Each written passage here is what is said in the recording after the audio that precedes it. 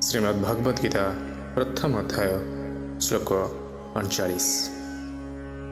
कुलक्षये प्रणश्यन्ति कुलधर्मः सनातनः धर्मे नष्टे कुलं कृतस्मात् धर्मोऽभिभवत्युत। परिवारर विनाश अर्थात संपूर्ण विनाश, सबु किछि ध्वंस हो जाए। अर्जुन द्वंद्वरे कहउछन्ति वंशनाशरे सनातन कुल धर्म ध्वंस हो जाए। सेथिपाई वंशर अन्य माने अधर्माचरण करन्ति।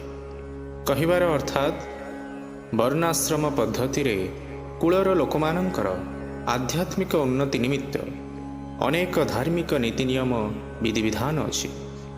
जन्म ठारू आरंभ करी मृत्यु पर्यंत जो संस्कार क्रिया अछि सेगुड़िक रक्षा करने दिगरे वंशर वयोज्येष्ठ व्यक्तिगण दायी अटंती। किंतु वयोज्येष्ठ व्यक्तिगण मृत्युवरण कले ए कुल धर्म और संस्कार क्रिया बंद हो जाए एवं बंची रहुथुवा अल्प वयस्क व्यक्तिगण अधर्माचरण करिपारंती एवं एतद्वारा सेमाने आध्यात्मिक उन्नति करिवार सुजोग वंचित होई पारंती। तेणु केबे हेले वंशर वयोज्येष्ठ व्यक्तिगण को हत्या करा जिबा उचित नुहे। राधे राधे।